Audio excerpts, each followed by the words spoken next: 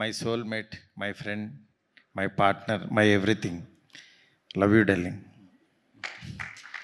ఎందుకంటే నేను ఎందుకు చెప్తున్నానంటే, అంటే సిన్సియర్గా ఒక హానెస్ట్గా ఒక సినిమాని కష్టపడితే దాన్ని ముందుకు తీసుకెళ్ళాలని. అంటే మేమిద్దరం దగ్గర దగ్గర 2001 నుంచి ఫ్రెండ్స్. నేను, ఎస్కేను, బన్నీవాసు, వంశీ అందరం 25 years అయింది. అలానే మేము సెలబ్రేట్ చేసుకుంటే అక్కడితో ఆగిపోద్దని దిష్టి తగిలి చెయ్యం. అంటే మా జర్నీ అని కాదు, అంటే తను ఇదివరకు అంతా మీకు ఇప్పుడు ఎస్కేఎన్ ఇట్లా తెలుస్తున్నాడు, కానీ మా ప్రతి సినిమా ఆడడానికి కారణం బిహైండ్ ఎస్కేఎన్నే ఉండేవాడు. ఎందుకనంటే నేను ఈ రోజుల్లో తీసిన నన్ను వెనకాల ఉండి ఎంకరేజ్ చేసింది ఎస్కేఎన్, శ్రేయస్ శ్రీనివాసు. వాళ్ళిద్దరూ లేకపోతే ఈ రోజుల్లో లేదు, నేను లేని రోజు. అంత అంటే గొప్ప ఫ్రెండ్స్ ఉంటే డెఫినెట్గా మంచి సినిమాలు ఎప్పుడు ఒక మంచి టాలెంట్ ఉన్న వ్యక్తులు వస్తుంటారు. ఇవాళ నా మీడియా ఫ్రెండ్స్ అందరూ నన్ను చూసిన వాళ్ళు అందరూ ఇక్కడే ఉన్నారు. మావాడు ఇక్కడ ఉన్నాడు, అందరూ నాగేంద్ర గారు కానీ అందరూ, శివ, ఇట్లా ప్రతి ఒక్కళ్ళు. అంటే ఈరోజు నేనేదో బ్యూటీ ఫంక్షన్ జరుగుతున్నట్లేదు, ఇది ఒక ఎమోషనల్గా టర్న్ అయిపోయింది ఇక్కడ. ఈ సినిమాకి ఏంటంటే first 2 years back Vinayaka Chavithi రోజు నాకు సుబ్బు, నాకు మంచి ఫ్రెండు, అయితే ఎప్పుడు గ్రూప్లో మాట్లాడుతూ ఉండేవాడు, ఎప్పుడు ఒక కథ చెప్తూ ఉండాడు. కథ ఆయన క్రైమ్ స్టోరీలు చెప్తూ ఉండేవాడు. కాబట్టి ఎప్పుడు నాకు చెప్పినప్పుడల్లా మీ దగ్గర ఈ పాయింట్ ఉందంటే ఆ పాయింట్ అల్లండి, ఆ పాయింట్ అయితే కనుక నా దగ్గరికి రండి అనేవాడిని.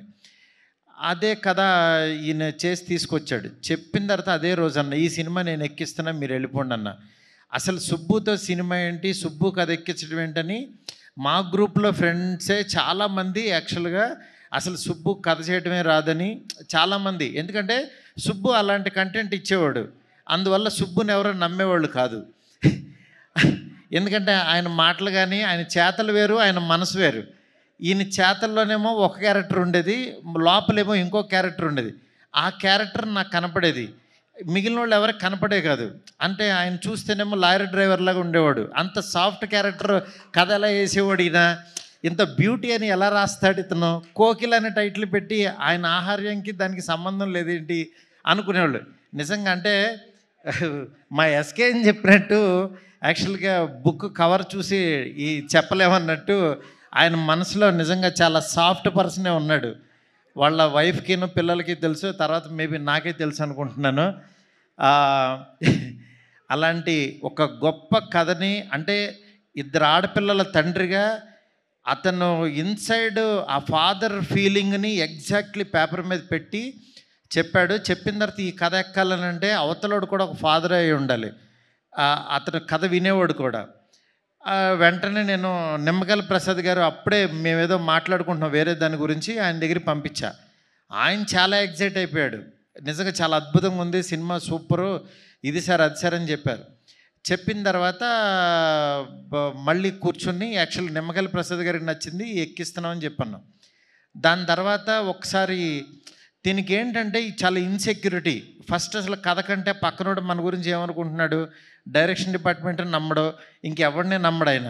ఇంట్లో వాళ్ళ వైఫ్ కూడా ఏంటి పక్క రూమ్లోకి వెళ్ళింది, ఏం మాట్లాడుతుంది అనుకుని అని ఇట్లా ఎక్కువ పాపం ప్రపంచంలో ఎక్కువ దెబ్బలు తినేసి, లారీ దెబ్బలు తినేసి ఆయనకి ఎక్కువ ఏంటంటే అనుమానం ఎక్కువ.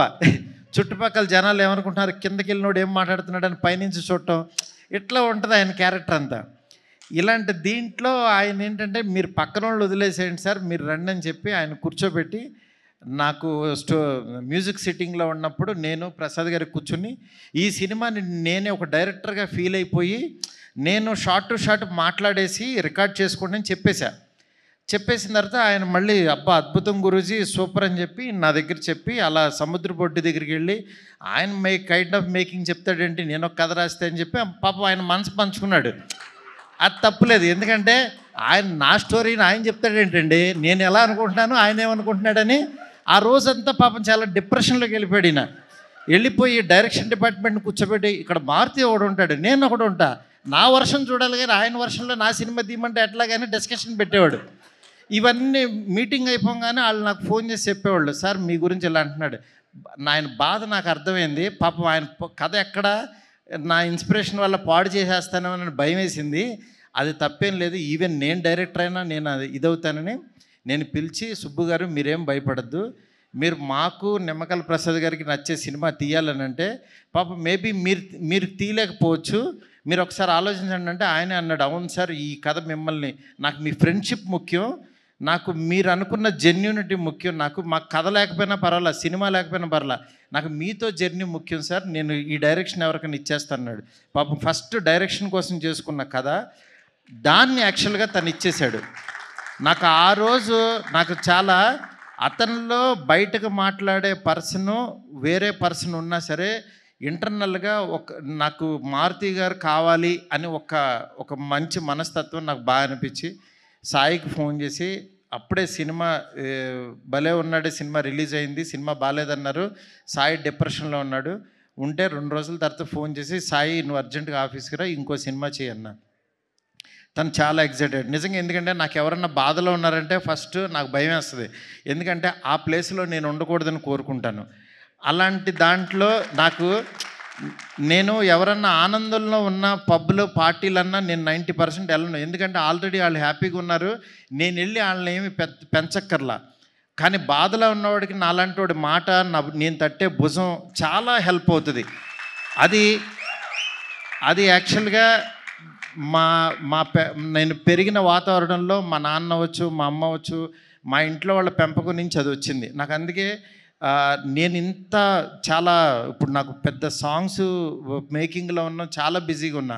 అలాంటి దాంట్లో కూడా విజయ్ గారిని రోజు మాట్లాడుకుంటూ నేను ఫారెన్ వెళ్ళినా, ఆయన ఏంటంటే మంచి సినిమా తీశాడు బార్బరిక్. నేను పాపం ఆ డైరెక్టర్ కూడా చాలా మంచి డైరెక్టరు. 100 సార్లు చెప్పా, గురు ఆ టైటిల్ బార్బరిక్ అంటే అదేదో బార్బిక్యూ లాగా ఉంది, ఎవరికి అర్థం కాదు, నువ్వు ఆలోచించని 100 టైటిల్స్ పంపించా. రోజు ఒక టైటిల్ చెప్తే ఎక్కదేమో అని లోగోస్ రాసి పంపించేవాడిని. పంపించినా సరే ఆయన ఏంటంటే పాపం ఒక ట్రాన్స్లో ఉన్నాడు. ఆయన ఏంటంటే అది ఆ సినిమా గురించి ఆ కథ బార్బరిక్ అనే ఒక దేవుడని ఫీల్ అయ్యాడు పాపం. మనం ఫీల్ అవ్వటం వేరు, ఆడియన్ ఫీల్ అవ్వటం వేరు. ఆడియన్ మనసులో లేని దేవుణ్ణి మనం తీసుకెళ్ళాం. ఇది చెప్పినా సరే నేనేంటంటే యాజ్ ఎ డైరెక్టర్గా ఇంకో డైరెక్టర్ నేను ఫోర్స్ చేయలేనని యాక్చువల్గా నేను అది సర్లే మీరు నమ్మారు కదా వెళ్ళిపోండి అని చెప్పి అన్నాను. అది అలాగే వెళ్ళిపోయింది. చివరికి యాక్చువల్గా ఆయన మంచి సినిమా తీసి చూడలేదని చెప్పుతో కొట్టుకున్నాడు. నాకు చాలా బాధ అనిపించింది. డైరెక్టరు, కళాకారుడు 10 మందిని క్రియేట్ చేసేవాడు అలాంటి పిచ్చి పనులు చేయొద్దు దయచేసి. ఎందుకు చెప్తున్నానంటే ఆడియన్స్ని రప్పించడానికి ఎన్ని పిచ్చి మాటలు మాట్లాడుతున్నారంటే, బూతులు మాట్లాడుతున్నారు, చొక్కా తీసి తిరుగుతానంటున్నారు, అసలు సినిమాలే మానేస్తానంటున్నారు. అసలు ఒక సినిమా ఆడకపోతే నువ్వు ఎంత దిగజారిపోతావా, ఎంత దారుణంగా మాట్లాడతారా అంటే, ఈ సినిమా కాదు ఇంకో సినిమా ఆడుతుంది, అంతేగాని సినిమాలు మానేస్తా, నేను రాను, ఎవరిని చూడొద్దు, చొక్కా ఇప్పదీసి తిరుగుతా, బూతులు మాట్లాడతారు. ఏంటి అసలు ఇది? కల్చర్ ఎటు వెళ్ళిపోతుంది? ప్రతి సినిమాకి చూస్తున్నా, మనం ఏదన్నా కొంచెం కాంట్రవర్సల్గా మాట్లాడితే సినిమా వెళ్తుంది, బూతులు మాట్లాడితే సినిమా చూస్తారు. నేను రాసినన్ని డబుల్ మీనింగ్ డైలాగులు నేను కూర్చుంటే నాకంటే గొప్పగా ఎవడో రాయడు, గుర్తుపెట్టుకోండి. కానీ నేను ఎందుకు రాయట్లేదు? బస్ స్టాప్ అనే సినిమాతో ఆపేశాను నేను. ఎందుకు రాయట్లేదు? డబ్బులు సంపాదించడం నాకు రాదా? నేను బ్యూటీ లాగా 4 రోజులు కూర్చున్నానంటే 100 డైలాగులు ఇస్తా ఇట్లాంటి సినిమాకి. ఎందుకు తీస్తున్నావు? ఫ్యామిలీస్ రావాలి, మంచి సినిమా, క్వాలిటీ సినిమా ఇవ్వాలి. ఈ రోజుల్లో బస్ స్టాప్లో డబుల్ మీనింగ్లు, బూత్ డైరెక్టర్ అనేవాడు 400 కోట్లతో రాజాసాబ్ తీస్తున్నాడు. వాడి ఎదుగుదల చూడండి, వాడి గ్రాఫ్ చూడండి, వాడి కెరీర్ చూడండి. నేను అది చెప్తున్నా, ఊరికినే డైరెక్టర్లు అయిపోరు. ఊరికే పాన్ ఇండియా స్టార్ వచ్చేసి ఒక ఫ్లాప్ సినిమా తర్వాత పిలిచి ఎదురుగుండా కూర్చోబెట్టి సినిమాలు ఎవరు ఇక్కడ? ఊరికినే సినిమాలు ఇచ్చారు అని అంటే, ప్రభాస్ వాళ్ళ మనసులో నేనున్నా, మేమిద్దరం ఎంత ప్రేమలో ఉన్నామో నాకు తెలుసు. నా మెసేజ్లు చూస్తే ఆయన ఎంత ప్రేమిస్తున్నాడో నాకు తెలుసు. ఇవన్నీ నేను తర్వాత వచ్చినప్పుడు మాట్లాడతా. బట్ యాక్చువల్గా నేను ఎందుకు చెప్తున్నానంటే, ఇదంతా సినిమా ఆడించాలని చాలా ఒక ఫ్రస్ట్రేషన్తో, ఒక స్ట్రెస్తో, ఒక ప్రీ రిలీజుల్లోనో దేంట్లోనో ఇష్టం వచ్చినట్టు మాట్లాడుతున్నారు. అలా కాదు. సినిమాని నమ్మండి, కంటెంట్ నమ్మండి. జనం ఎప్పుడు మంచి సినిమా తీస్తే చూస్తారు. మనం 1000 రూపాయలు పెట్టి వాళ్ళ జేబుల్లోంచి దోచేస్తున్నాం. వాళ్ళకి మంచి సినిమా ఇవ్వాల్సిన బాధ్యత మంది. ఆడెవడో రాలేదని తిడతారేంటి అసలు? రాలేదని చెప్పుతో కొట్టుకుంటారా? నాకు చాలా బాధ కలిగింది యాక్చువల్గా. అది అందుకని ఇలాంటి చిల్లర పనులు, చీప్ పనులు చేయొద్దు. ఈ సినిమా కాకపోతే ఇంకో సినిమా. ఒక సినిమా ఫెయిల్యూర్ అయిందంటే ఓహో మేబీ నేను నచ్చలేదు, నా కంటెంట్ నచ్చలేదు అని రియలైజ్ అవ్వండి. రియలైజ్ అయ్యి ఆడియన్కి ఏం కావాలో అది వండి పెట్టడానికి ట్రై చేయండి. అంతేగాని నువ్వు చేసిన వంట ఆని తినమంటారు ఎందుకు? ఫోర్స్డ్గా ఆ పనులు చేయొద్దు దయచేసి. డెఫినెట్గా ఈరోజు బ్యూటీ మీకు ఆకలి టైంలో కూడా ఎక్కువ మాట్లాడాను, ఎందుకంటే ఇది అవసరం, అందుకని చెప్పి నేను మాట్లాడాల్సి వచ్చింది. ఇవాళ బ్యూటీ తన దగ్గర పుట్టింది, సాయితో తయారైంది. నెక్స్ట్ ఇంకొక సాయి వచ్చి యాక్చువల్గా దాన్ని చిత్రీకరించాడు మా తమ్ముడు విజయబుల్గానే. నిజంగా అంటే ఒక అభిమానం ఏదో ఇది ఉంటుంది, అట్లా విజయబుల్గానికి అద్భుతమైన మ్యూజిక్ ఇచ్చాడు. నెక్స్ట్ దీన్ని నడిపించిన వెనక నుంచి నిమ్మకాయల ప్రసాద్ గారు, ఆయన ఒక బ్రదర్ లాగా అయిపోయాడు నాకు, ఒక ఎమోషనల్గా. ఆయన పేరు రాజాసాబ్ రిలీజ్ అయిన తర్వాత నిమ్మకాయల ప్రసాద్ అనే పేరుని ఎవడో మర్చిపోడు, గుర్తుపెట్టుకోండి. ఎందుకనంటే ఆ పేరుకి అంత వాల్యూ తెచ్చేసి ఆ సినిమాలో నేను. అందుకని యాక్చువల్ ఆ పేరు పర్సన్ ఈయనే. సినిమా రిలీజ్ అయిన తర్వాత మీకు అర్థమవుద్ది. అట్లాగే వాసుకి గారు నిజంగా మదర్ క్యారెక్టర్. ఒకరోజు మా కజిన్ ఫోటో తీసి పెట్టింది, ఏంటి గురు ఇలా కొట్టేసింది ఈవిడని. నిజంగా ఆ సీన్లో ఏంటి ఇంత దారుణంగా కొట్టారేంటి అని అనుకున్నాను, కానీ తర్వాత ఆ సీన్ చూస్తే ఏ మదర్ అయినా ఇంకా తక్కువ రియాక్ట్ అవుతుంది, అంత బాగా అసలు యాక్ట్ చేశారు. నిజంగా సినిమా చూస్తుంటే నిన్నెవరో డిస్ట్రిబ్యూటర్స్ సినిమా చూసి వాళ్ళు ఏడుస్తూ వాళ్ళు చాలా ఎమోషనల్ అయిపోయారు డిస్ట్రిబ్యూటర్స్. దానికి కారణం యాక్చువల్గా దీనికి యాక్ట్ చేసిన మదరు ఫాదర్ క్యారెక్టర్స్ వాసుకి గారు, నరేష్ గారు ఎప్పుడు నరేష్ గారు రావు రమేష్ గారు కానీ నాకు, అలాగే మురళీ శర్మ గారు, వీళ్ళు ఎప్పుడు నాకు ఎప్పుడు గుండెల్లో ఉంటారు. ఫోన్ చేస్తే టక్కమని వచ్చి చేస్తూ ఉంటారు. అట్లాగా నాకు నరేష్ గారు ఈ సినిమాకి యాక్చువల్ ఫాదర్ క్యారెక్టర్ చేయాలంటే ఆయన సెట్కి వచ్చి మారుతి గారు మీరు చెప్పారంటే చేసేస్తాను, నా గురించి మీకు తెలుసు కదని చేశారు. నిజంగా సినిమా చూస్తే మీకు అర్థమవుద్ది. ఈరోజు ఎక్కువ మాట్లాడాల్సి వచ్చిందంటే కంటెంట్. సినిమాలో దమ్ముంటేనే ఆ సినిమా మన చేత మాట్లాడేస్తుంది. ఒక్కో సినిమా మనం ఏంటంటే వేగ్గా వచ్చి మాట్లాడేసి వెళ్ళిపోతాం, కానీ ఈ సినిమా అలా కాదు. బ్యూటీ అనేది చాలా గొప్ప సినిమా, ప్రతి తెలుగు వాళ్ళకి పనికొచ్చే సినిమా, ప్రతి తల్లిదండ్రులు చూడాల్సిన సినిమా. దీన్ని మాత్రం మీరు నిజంగా మిస్ అవ్వద్దు, డెఫినెట్గా చూడండి. అంటే పెయిడ్ ప్రీమియర్స్ అని పెట్టి ఫ్రీగా సినిమా చూపిస్తున్నాం, 7 కోట్లు పెట్టి సినిమా తీసి ఫ్రీగా చూపిస్తున్నాను అంటే ఈ సినిమా రీచ్ ఎంత కోరుకుంటుందో చూడండి. నిజంగా ఈ సంవత్సరం ఈ మన సెప్టెంబర్ అనేది చాలా కీలకమైపోయింది, మంచి ఇయర్. ఒక చిన్న సినిమా ఒళ్ళిర్చుకున్న టైం ఇది. లిటిల్ హార్ట్స్ బాగా ఆడింది. అట్లాగే మా విశ్వప్రసాద్ గారికి ఒక పెద్ద హిట్ వచ్చింది, నా ప్రొడ్యూసర్. చాలా హ్యాపీ మూడ్లో ఉన్నాం. అలాగే 3rd వీక్ రిలీజ్ అయ్యే ఈ సినిమా బ్యూటీ డెఫినెట్గా చూడండి. అలాగే కళ్యాణ్ గారిది ఓజీ వస్తుంది. ఓజీ సినిమా ఎంత బాగుంటుందో నాకు తెలుసు. ఆ సినిమా ఎట్లాగో చూస్తారు. దానికి ముందు వచ్చే ఈ సినిమాని కళ్యాణ్ గారి ఫ్యాన్స్ అందరూ, ప్రభాస్ గారి ఫ్యాన్స్ అందరూ తప్పకుండా బ్యూటీ చూడండి. ఎందుకు చెప్తున్నానంటే మన ఫ్యాన్స్, మన హీరోలు చెప్పిన మాటలతో వచ్చే సినిమాలు, వాళ్ళు ఇన్స్పిరేషన్ ఇచ్చిన సినిమాలు మనం చూడాల్సిన ధర్మం మనకుంది. ఎందుకంటే కళ్యాణ్ గారు ఒక ఆడపిల్లకి లైఫ్, ఆడపిల్లల పేరెంట్స్ ఎలా ఉండాలని చెప్తే దాని నుంచి ఇన్స్పిరేషన్ తీసుకుని యాక్చువల్గా అల్లిన కథ కాదు, ఇది రియలిస్టిక్గా జరిగిన కథ. వైజాగ్లో ఒక క్యాబ్ డ్రైవర్ కూతురికి జరిగిన ఒక రియల్ ఇన్సిడెంట్ని తీసుకుని కథగా చేసిన సినిమా. దయచేసి ఎవరు మిస్ అవ్వద్దు. బ్యూటీ చాలా బాగుంటుంది. బ్యూటీ అద్భుతమైన సినిమా. సెప్టెంబర్ 19th థియేటర్లోకి వస్తుంది, డోంట్ మిస్ ఇట్. ఈ సినిమాని మాకు ఎంకరేజ్ చేసిన ఆదిత్య మ్యూజిక్ కానీ, అట్లాగే జీ వరల్డ్ కానీ, జీ మ్యూజిక్ వాళ్ళు, నెక్స్ట్ జీ టీమ్ అందరికీ కూడా చాలా చాలా థ్యాంక్స్.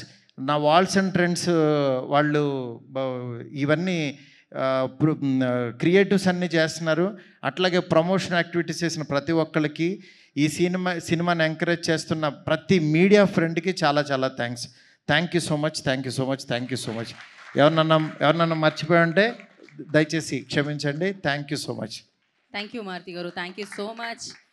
అండ్ ఈ స్పీచ్ చాలా ఇన్స్పైరింగ్ స్పీచ్ అసలు. Thank you so much and thank you so much for your support for this film. And entire team అందరికీ all the very best. And once again thank you so much. వేదిక మీద ఉన్న వారందరికీ SKN గారికి special thanks తెలియజేసుకుంటున్నాం. And Maruthi గారు special thanks to you. Naresh గారు thank you. And everybody congratulations firstly. మంచి బజ్తో రిలీజ్ అవుతుంది September 19కి. ఓకే, వీళ్ళిద్దరి గురించి చెప్పాలి. నీ అమ్మాయి ఎంత పెట్టల్లే ఎంత ఉంది, కానీ సినిమా ఎంత బాగా చేసిందంటే, అంటే మన తెలుగు ఆడపిల్లలు కూడా అంటే చాలా బాగా యాక్ట్ చేస్తున్నారు. కానీ ఈ అమ్మాయి ఒరిస్సా అండి, లాంగ్వేజ్ తెలియదు, ఓన్లీ ఎమోషన్ పట్టుకుని లైన్ టు లైన్ యాక్ట్ చేసింది. మీరు సినిమా రిలీజ్ అయిన తర్వాత మనకు బయటికి రాగానే వీళ్ళిద్దరు స్ట్రాంగ్గా గుర్తుండిపోతారు, అంత గొప్పగా యాక్ట్ చేశారు. అంకిత్ గురించి యాక్చువల్గా సినిమా అంతా నార్మల్గా ఉంటాడు, లాస్ట్ హాఫ్ అన్ అవర్ ఇంకొక షేడ్లో చూపించాడు. నిజంగా అది కేవలం ఆర్టిస్ట్ అయితేనే చేయగలడు. అది అగైన్ హీ ప్రూవ్డ్. అంటే నేను ఇతను సార్ అంకిత్ మంచి యాక్టర్ ఇది అని చెప్తున్నారు. జోహార్ అనే సినిమా చూశాను, దాని తర్వాత ఈ సినిమా చూసిన తర్వాత మాత్రం అంకిత్ బయట ప్రతి ఒక్కడికి గుర్తుండిపోతాడు. అట్లాగే ఈ సినిమాని ఎడిట్ చేసిన మా ఉద్ధవ్కి, ఇంకెవరన్నా మర్చిపోండి సారీ, చాలా చాలా థ్యాంక్స్. Thank you all.